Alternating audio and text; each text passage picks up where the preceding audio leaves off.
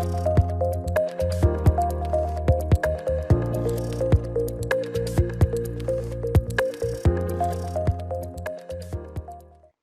right, let's get started. Good evening, everyone. Thank you for joining me tonight to talk about SharePoint communication sites. We're going to be taking a look at the features available in communication sites and whether or not you can really use them as your intranet or web portal. My name is Ingrid Camill, and I'm a SharePoint architect with Compass 365, a software integrator in Glendale, California. First, some business. So make sure to mark your calendar for next year's SharePoint conference in Las Vegas. Unfortunately, they had to cancel this year's session, but they'll be picking up again next year with some new branding. The conference will now be called the Microsoft 365 Collaboration Conference. Also, a big thank you to our sponsors for this week's event. We couldn't have done such a large endeavor without them. If you haven't already, please check out the link below to participate in the raffle for this week's event. We'll be giving away 3 Oculus Quest all-in-one VR headsets. And also, please consider donating to the United Way and the International Medical Corps. Our sponsors are donating 10% of the funds from this effort towards community relief. And this is something that you can join in on if you're able. All right, now let's get into tonight's topic. As I mentioned, my name is Ingrid Camill. I'm located in Glendale, California, so it's Pacific time here. The sun is still out, but it's heading towards the horizon. I am a SharePoint architect and director at Compass 365, a division of General Networks. Over the last 13 years, I've built a team of 15 SharePoint consultants and developers that work with organizations across the country to implement SharePoint and Office 365 for their users. So whether you guys have a collaboration or communication scenario, you're trying to implement a business process, make it electronic, we can work with you to make that process efficient and successful. In today's session, we're going to be talking about what is a SharePoint communication site. If so far you've used primarily SharePoint team sites or Microsoft Teams enabled sites, talk about what some of the differences are, how they've been geared towards building really beautiful and engaging web portals. To that end, we'll also talk about how you can make them look awesome. So taking the site that is provisioned out of the box and adjusting the branding, getting content loaded, perhaps a little bit of customization to really make it yours. And then lastly, we'll be talking about some ways to get help and resources that are available both from Microsoft and from the partner ecosystem.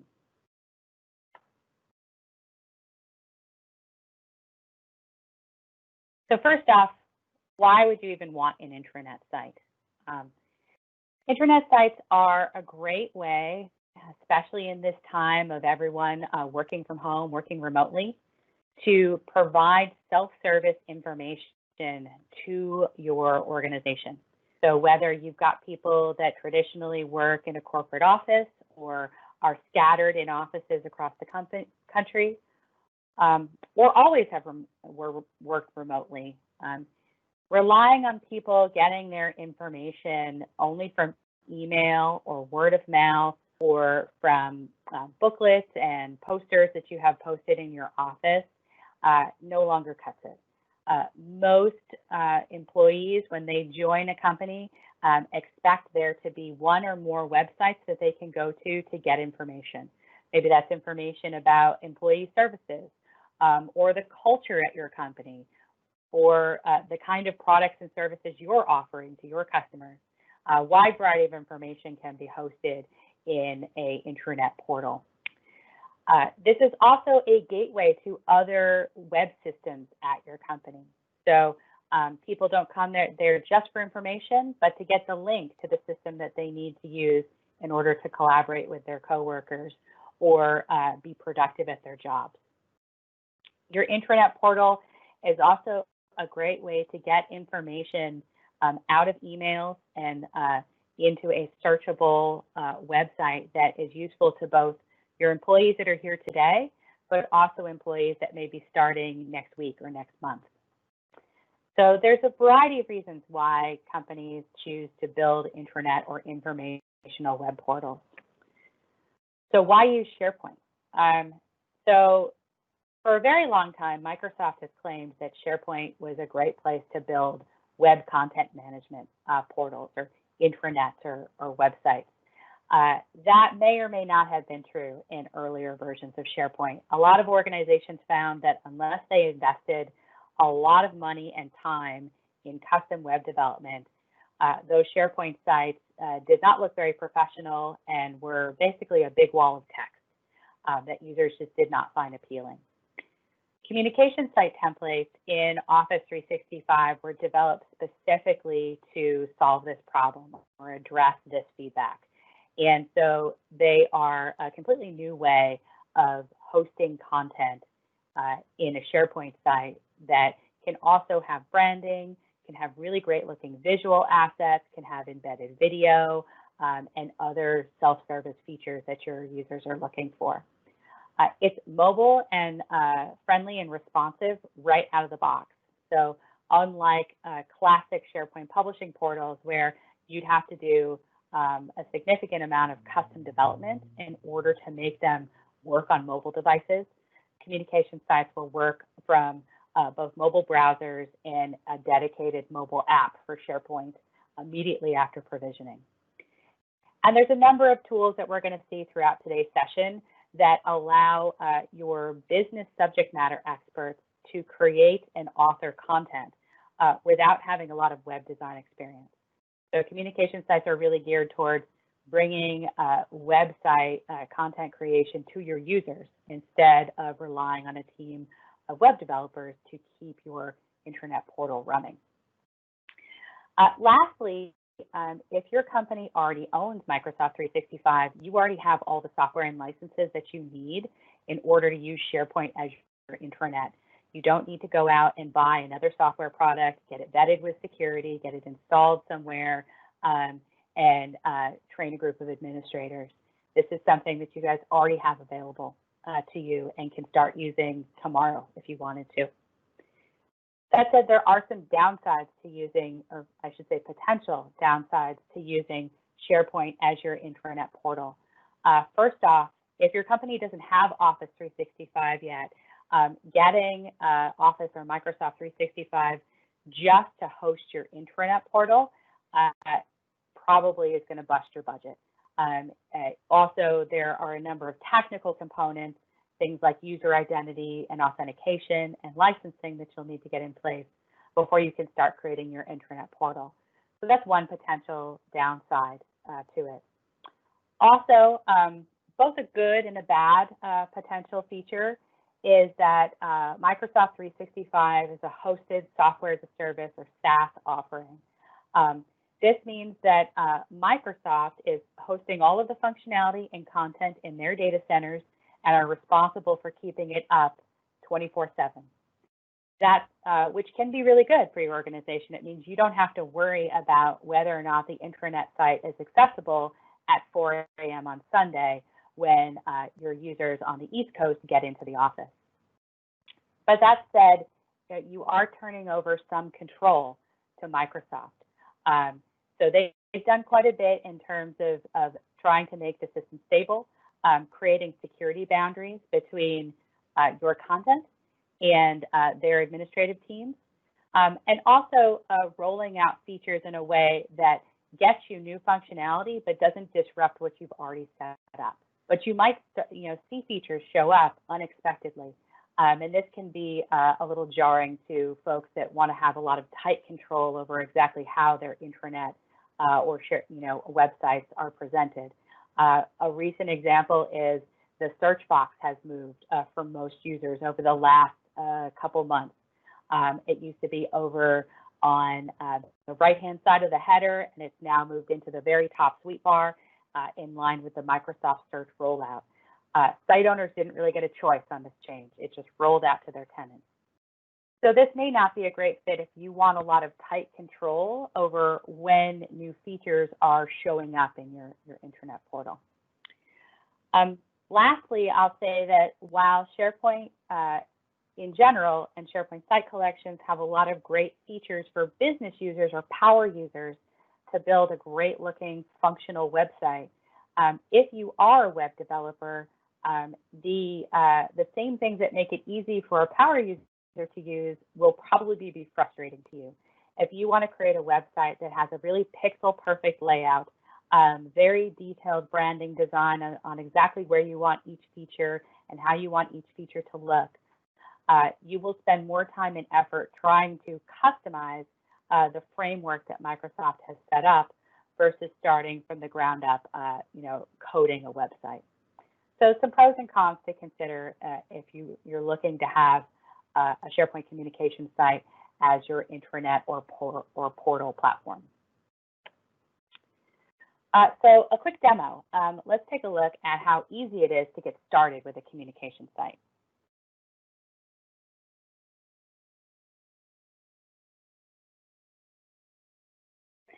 First off, I want to mention, if you remember any URL from today's session, remember office.com.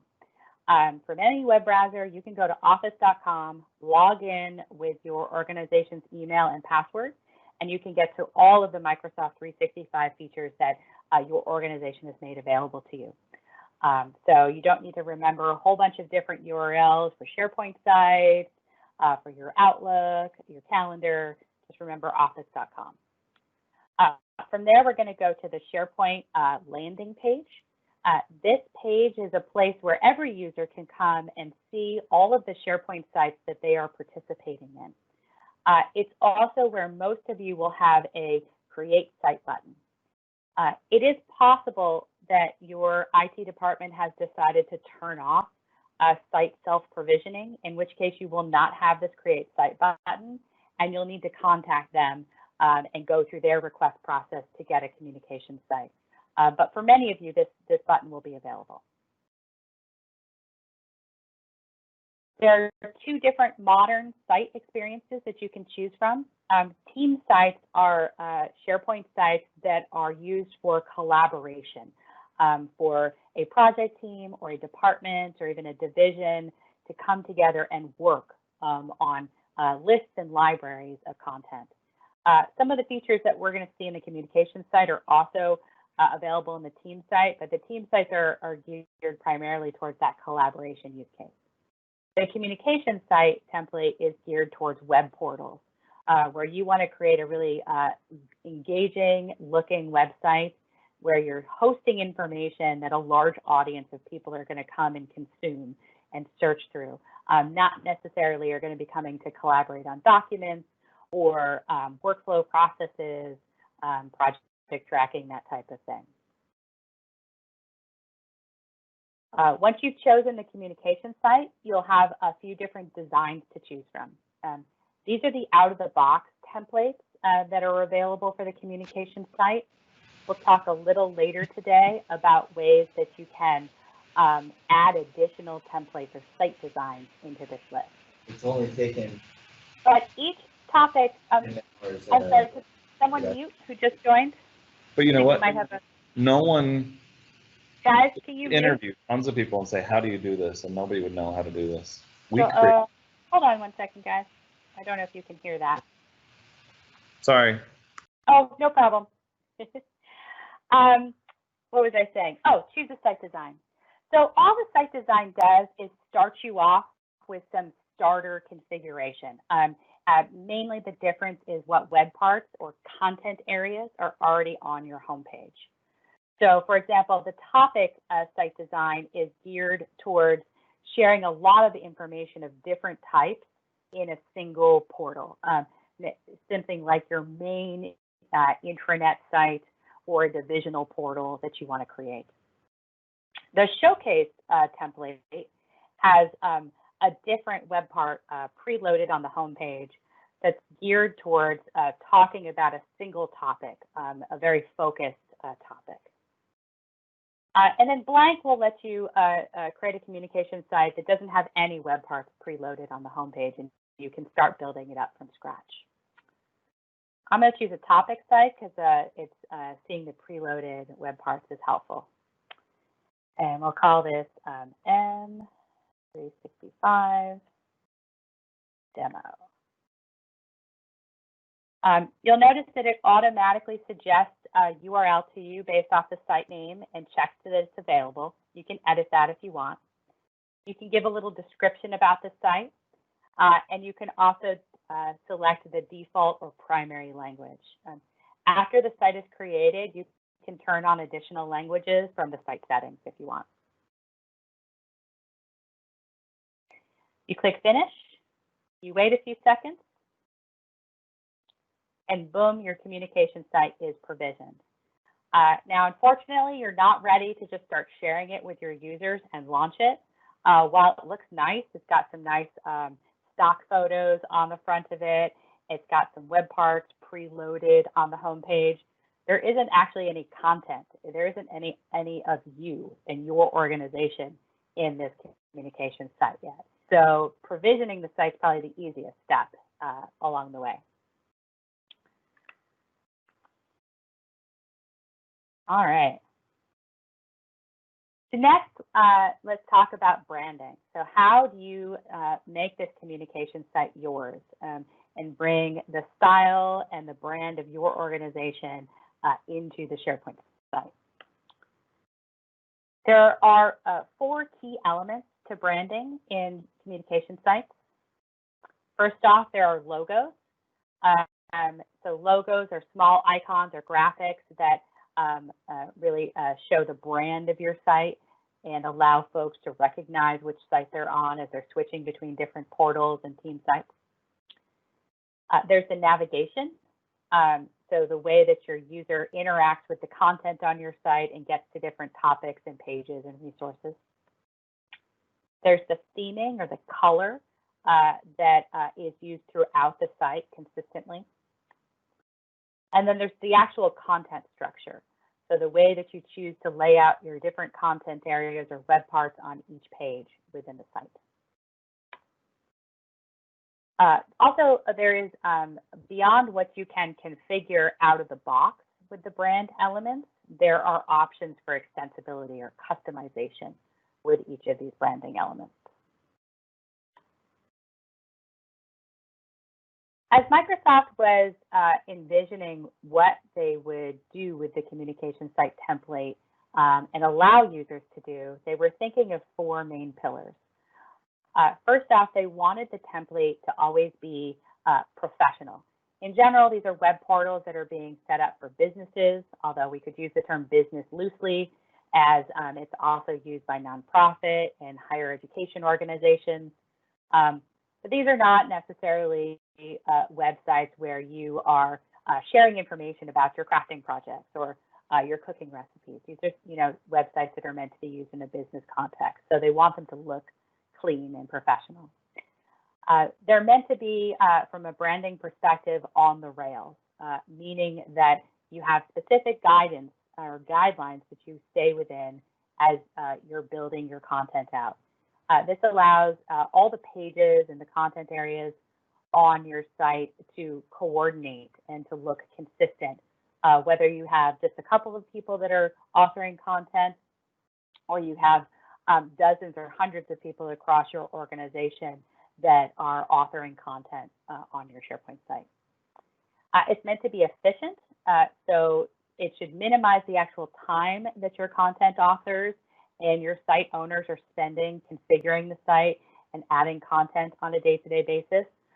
Also, the fact that it's mobile ready right out of the box and you don't have to have a significant amount of upfront development to make it mobile and responsive means that you can get your site up and running a lot faster. And lastly, it's meant to be accessible.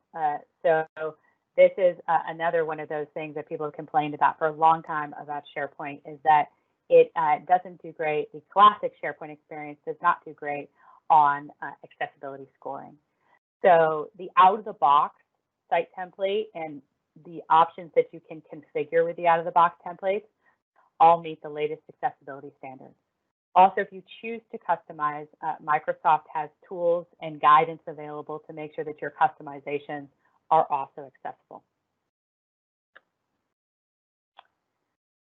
So one of the key things that people always ask me about changing on their intranet portals and their SharePoint portals is the color theme. Color is an important way to let your users know what the tone of this site is going to be. Is it meant to be, you know, very professional, playful, somber, you know, technical, part of the organization's brand and approved color theme for the organization? All of those things are important to site owners. And to that end, there are both out-of-the-box ways to set the color palette for your site, and there's also a couple of levels of customization. So let me show you how we can change the color theme on our site in a couple ways.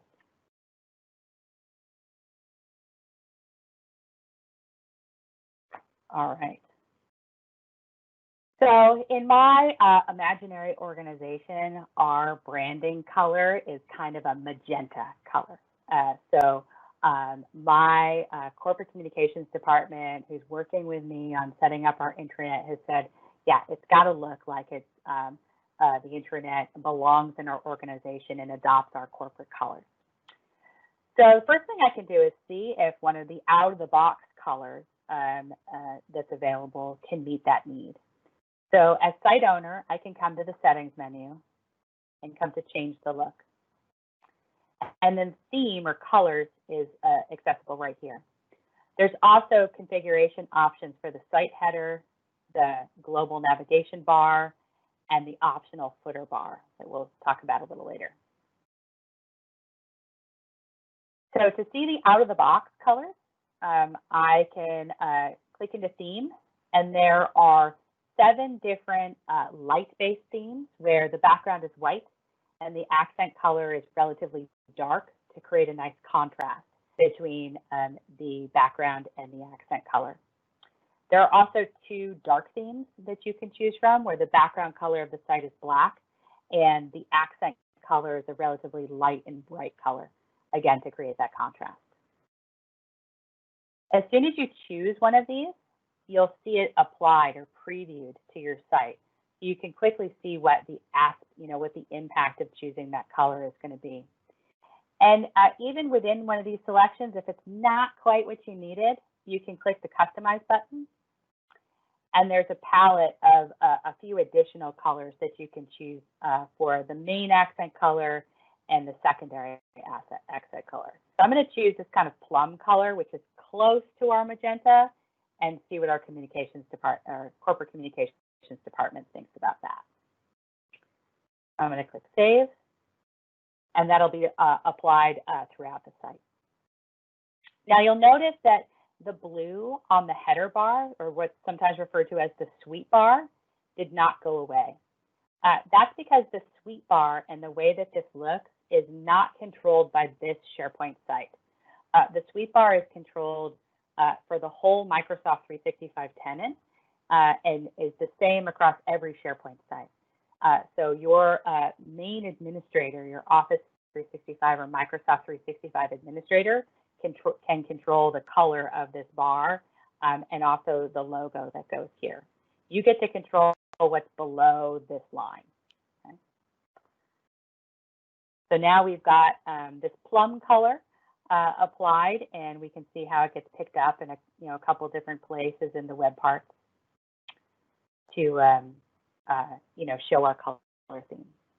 If that's not quite close enough, if you get the feedback that it's close, but it's not exactly the color that we've approved for our design, the next level up is to create a custom color palette. So basically replace one of those color themes that we could select with the picker with one of our own designs.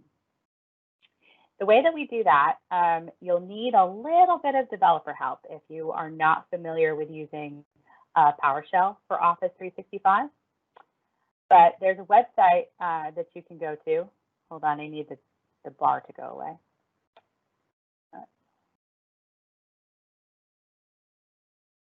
There we go.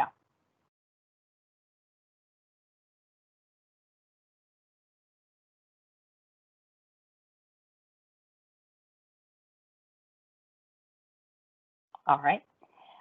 There's a website that you can go to that's hosted by Microsoft as part of the Office Fabric UI that you can test out different colors and then export the palette snippet for import into your tenant. So, for example, we've got the default blue here, and we can change that to the color hex code that your designers have come up for with your corporate brand. So our corporate communications department actually gave me a few different colors that I can choose from for the site. So the first one I'm going to try is FF00FF. This is a very light, bright magenta. And you can see that I can preview what that color is going to look like. And also in the accessibility checker, you can see that I'm getting some warnings. In certain usages of the color that will be applied to the site, that accent color does not create enough contrast. Okay? So this is one of the ways that you can, as you're customizing, make sure you're still meeting accessibility standards for your website.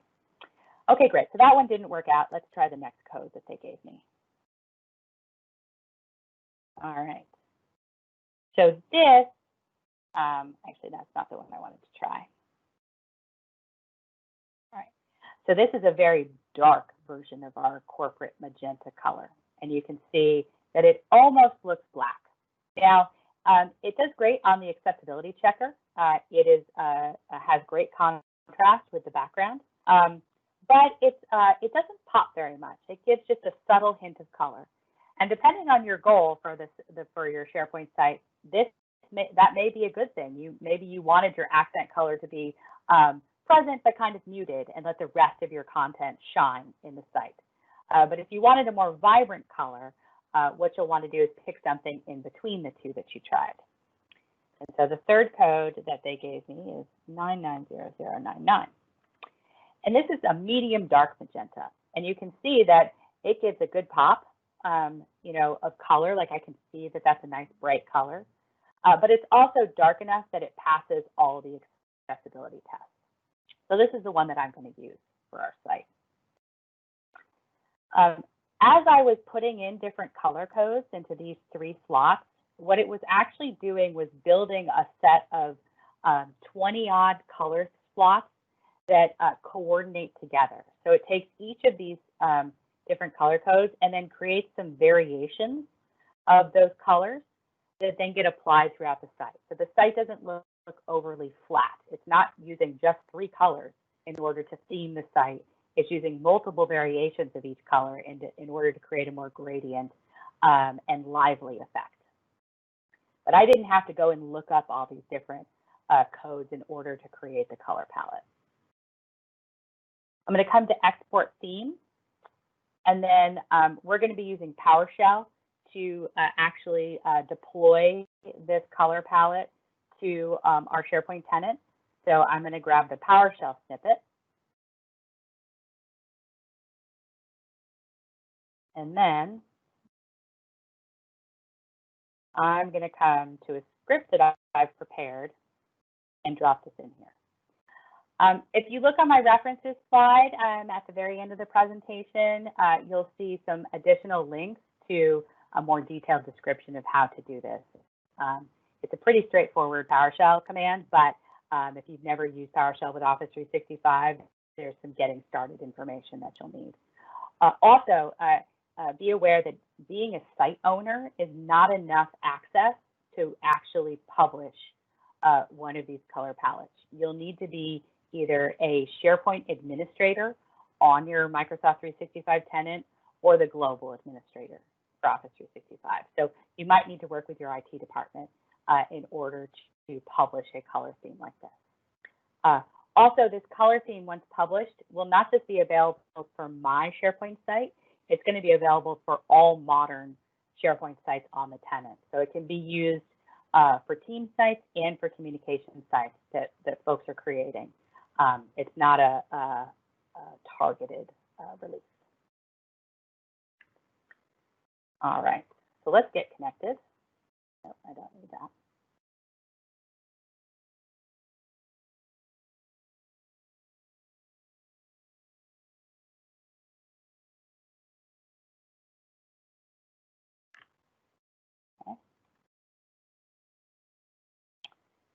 And let's make sure we have our username. My goodness.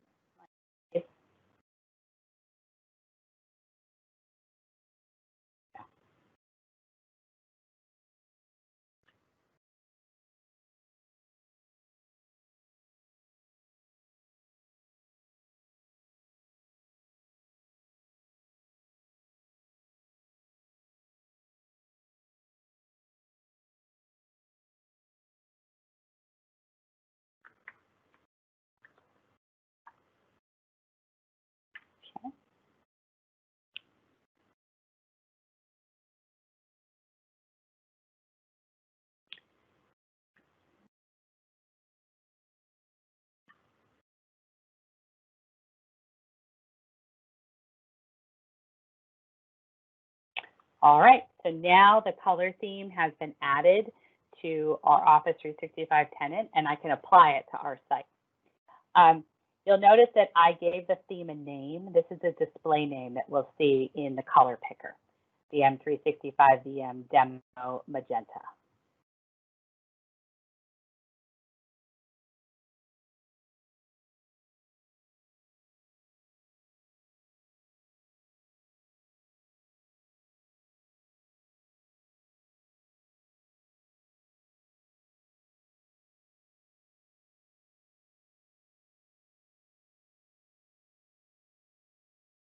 So we'll come back to change the look, come to theme,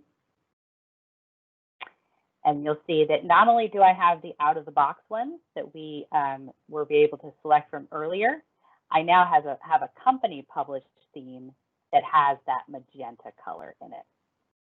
And I can apply that to the site. And it's a minor change from the original plum to the magenta, but that makes our corporate communications team happy that we're using the exact color that they have created for our corporate brand. And now our intranet site looks like it belongs with all the other websites that are part of our ecosystem at our company. All right. So heading back into our deck.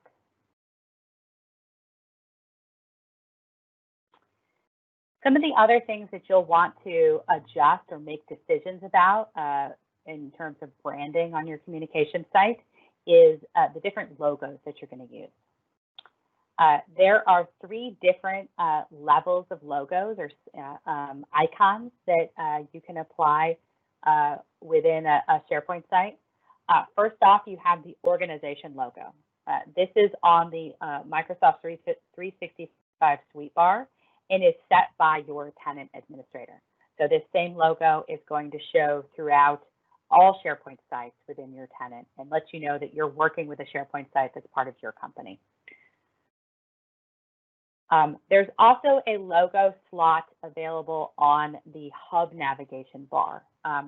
Hub navigation or Hub sites are a way of joining your SharePoint site to one or more other SharePoint sites in order to create a network or web of interconnected SharePoint sites that all have a common navigation.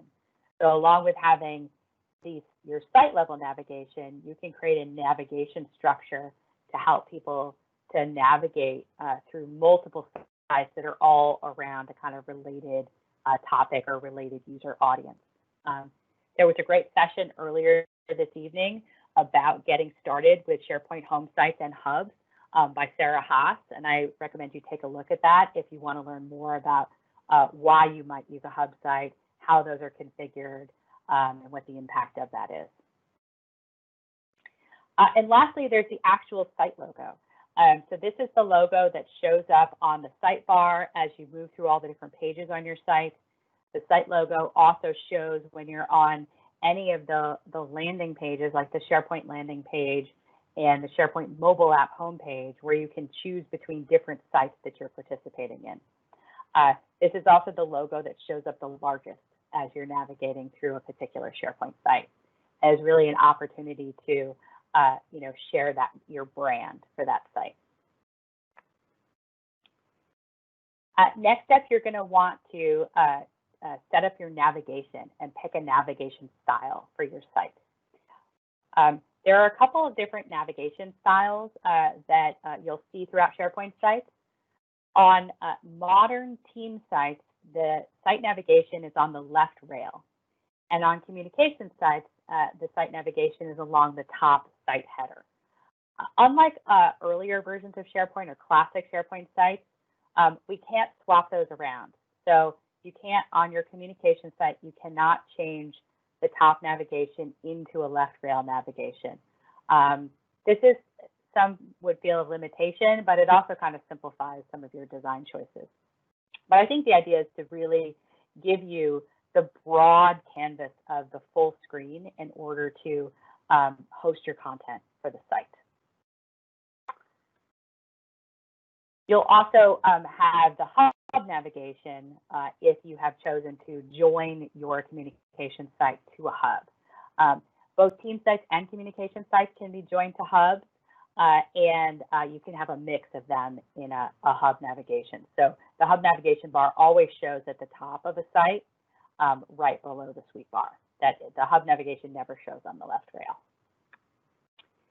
And then lastly, for communication sites, we have two different menu styles. We have the traditional cascading style, where as you hover over a link that has sublinks, you get a small flyout that has the next level of links. And then potentially can hover over one of these links and get a second or third flyout with additional sublinks. Communication sites also give us the option of a mega menu. So mega menus have been around for many years in terms of web design and development capabilities. But before communication sites, they were something that you, if you wanted to have a mega menu in your SharePoint site, you had to get a third-party product or do custom web development to make it available. There's some pros and cons to using the mega menu. It is a great way to organize a lot of links, because it has quite a bit of real estate in order to organize and display those links to your users without them doing a lot of kind of awkward hovering to get a series of cascading menu flyouts to open. That said, it's a little more rigid in its structure than a cascading menu. It's not a great fit if you only have a small amount of links, because you really need to have 2 levels of heading and then with multiple headings and multiple groups of links to make it look good. Also, you can only have 3 levels. You can't have 2, you can't have 4, you need 3 levels of links. You need a main header that shows on the site heading. You need at least a few or more groupings at the 2nd level, and then you need this 3rd level of links. If any of these links here are supposed to have additional links underneath it, you cannot configure that with the mega menu navigation. Instead, you'd have to plan to put something like a quick links web part on the page that this navigation link is pointing to, and put the links there. So, as you're planning your information architecture, how you want to organize your content and your links for your website, you'll have to decide whether the mega menu or a cascading style menu is a better fit, depending on how many links you need to host. There are a number of options now for out of the box for including a footer on your SharePoint site. This also used to be something that you would have to customize for. So there's a few different out of the box styles, and then if none of those work for you, you can still customize and create a footer that has more features and functions to it than one of the out of the box ones. But the fact that we get some nice, clean looking footer options without code in the communication site template is a nice add. All right. So at this point, you've set the basic brand and the overall look and feel and framework for your SharePoint site. You've got the site header worked out, you've got the color theme worked out, you've got the footer worked out if you want one, and now you're really focusing on content creation and page authoring. One of the key reasons to use the communication site template for your intranet portal is the fact that you don't need web developers to create the content, to create the pages. All the tools that you need are there out of the box. And to that end, that means that there is some framework that you're working within, some structure to how you add the content onto the pages. First off, each page below the site header is organized into one or more sections. These sections can be horizontal sections that stack one on top of the other, and each one has a different configuration. There's also a newly released vertical section that runs all the way up and down the right side of the page if you turn it on.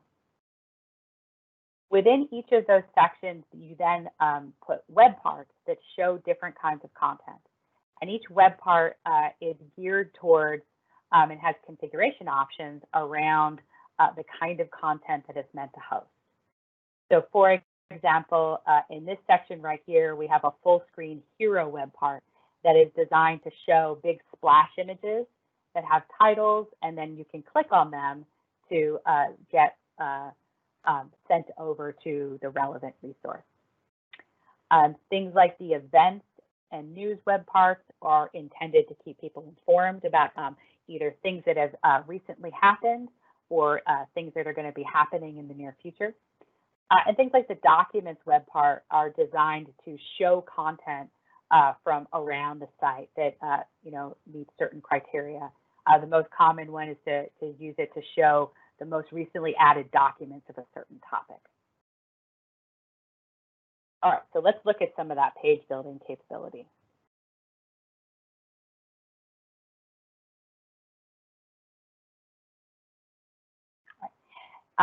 When you provisioned your SharePoint site, you automatically got a home page, depending on what template you set up, it's already pre-configured with certain sections and web parts. And as site owner, you can switch this page into edit mode, make any changes you want, and then publish those changes so folks can see it. But you can also add additional pages to your site for any kind of information that you want to include. I usually refer to these as topic pages.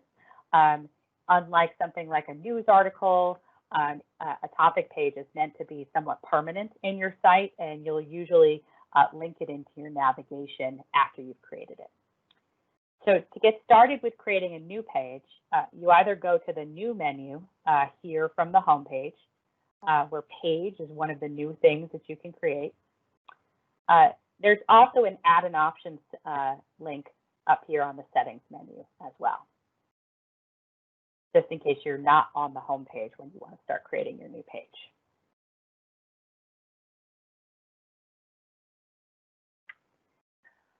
First, you'll be presented with a gallery of different page templates that you can start with. There are 3 that are built in, that each of those pages has a different style and layout already set up on it. Also, any page that you create in your site, you can save as a page template, and it will be displayed here in this gallery.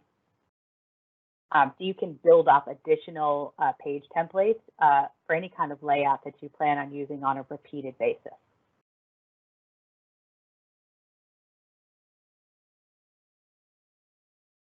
Okay. So it's created that new page for me with the page template.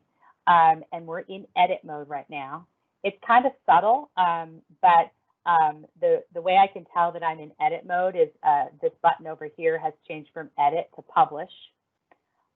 Also there, as I hover over things, I now have editing controls available to me that I didn't see when I was in just the page viewing mode. But this is what we talk about when we say that your content authors can create pages and load content directly through the web browser. I don't need any special software. Certainly not using SharePoint Designer anymore to create these pages.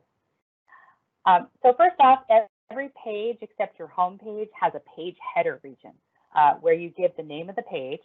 Let's call it my page. That page name will automatically become the page URL as well. You can keep the little byline here, or you can delete it so it doesn't show any kind of byline. You can also swap out the image for any kind of image that you have available that would serve as a splash image for this page. You can even toggle the page heading style to a style that doesn't include an image if you don't have a good image for this page. But I think this is these page header areas are a great way to add pizzazz to your pages. I'm going to change this to a color block. All right. And then you start building out the content. So it starts you off with one full width section with a text web part in it. But you can add additional sections by using this little plus sign. For example, let's let that open up. I can add the new vertical section to this page, and this will show up over here. Also, I can edit some basic configuration information about these sections. For example, I can change the way that the columns are organized, and I can set a background color to the section. These background colors are a really nice way to break up a large page. So if you have a page that you're going to put a lot of different web parts and information on, alternating the section background color can make the page feel a little less monolithic to your users as they're scrolling through it. And lastly, you want to add the web parts to the page that are going to show the different kind of content. So along with putting some text information,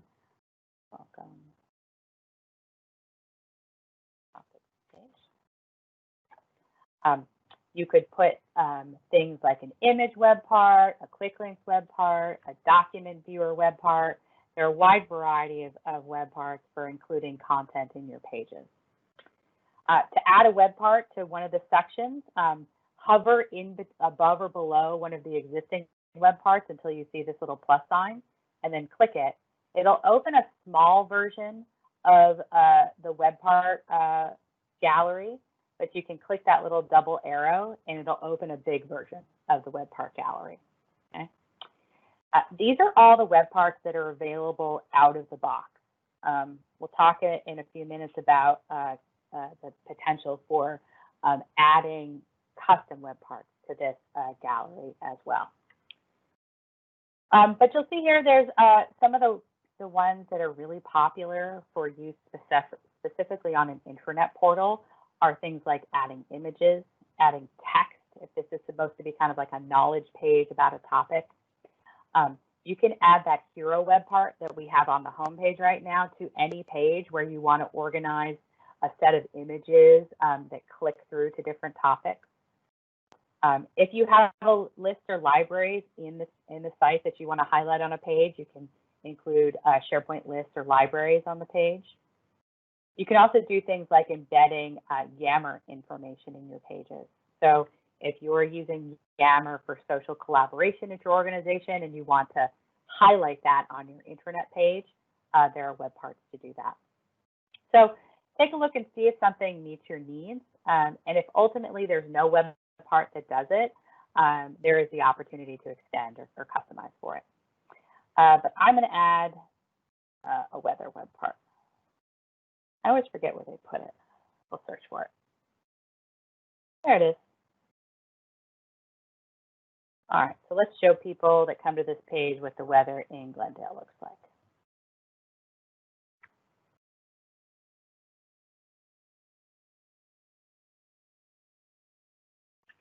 All right, there we go. So after you've done the initial build out of content on your page, you can, you can publish or share it in a couple of different ways. You can save as a draft if you want to come back to it later and keep editing it before you're done, or you can publish it. And once you publish it, you'll get the option to add links, like if you want to add it as a link to the navigation, convert it to a news feed post, and a couple other options. You can also just grab the URL for use for some other purpose. All right, let's get back to our deck and let's get moving. Microsoft is continually adding to the functionality that's available in your communication sites and SharePoint Online in general. Check out the Microsoft 365 Roadmap website for more details about what might be coming to your tenants soon. Next, a little bit about extensibility or customization. There are 5 different ways that you can extend how the communication sites work.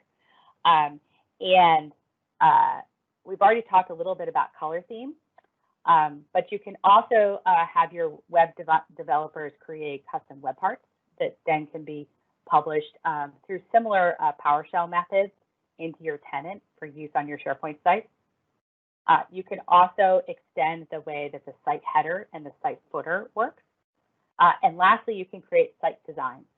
This is a way of taking the design of a site and the different things that you've set up for it and repeatedly provisioning more sites with that exact same design.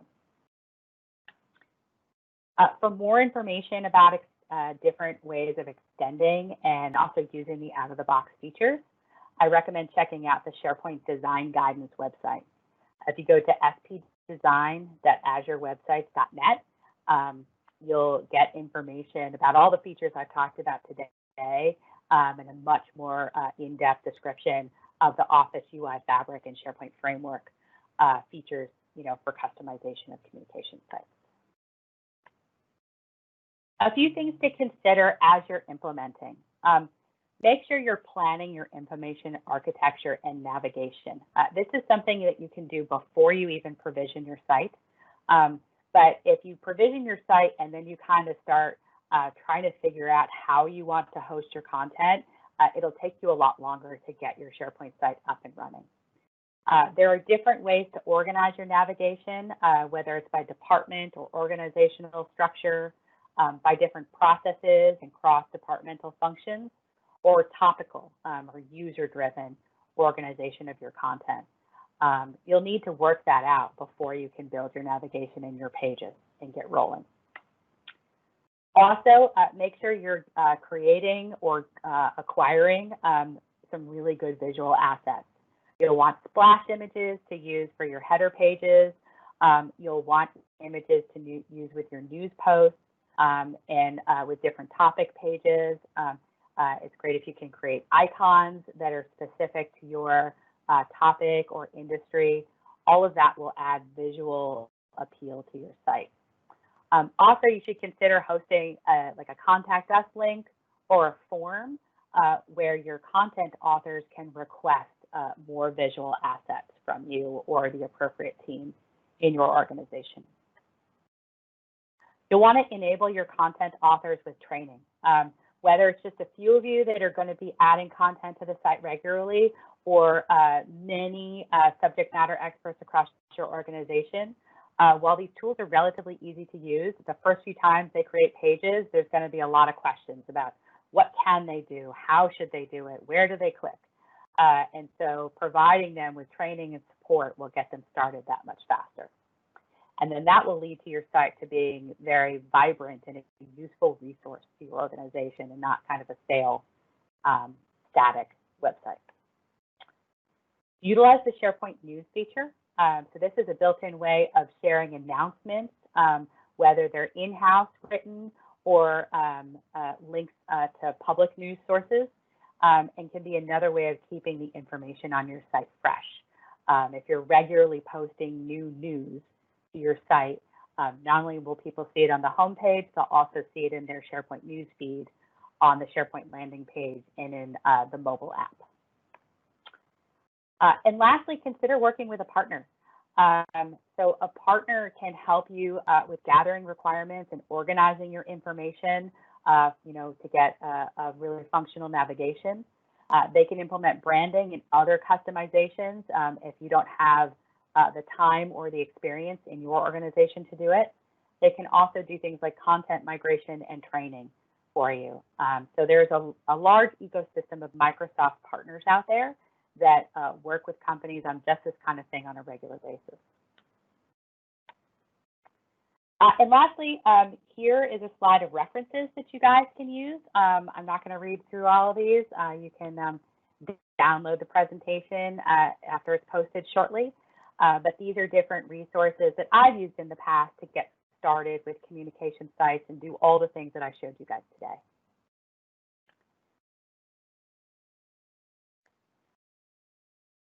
All right. Lastly, I'll just mention, as I said in the introduction, I myself am with a Microsoft partner that works with companies to get these kind of intranet sites and other SharePoint content management and collaboration solutions off the ground.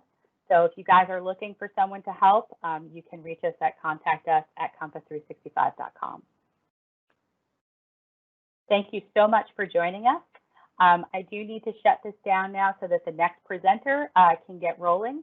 But if you want to reach out with any questions or have some, some thoughts about this content, you can reach me on Twitter at Camill or by email at contact@compass365.com.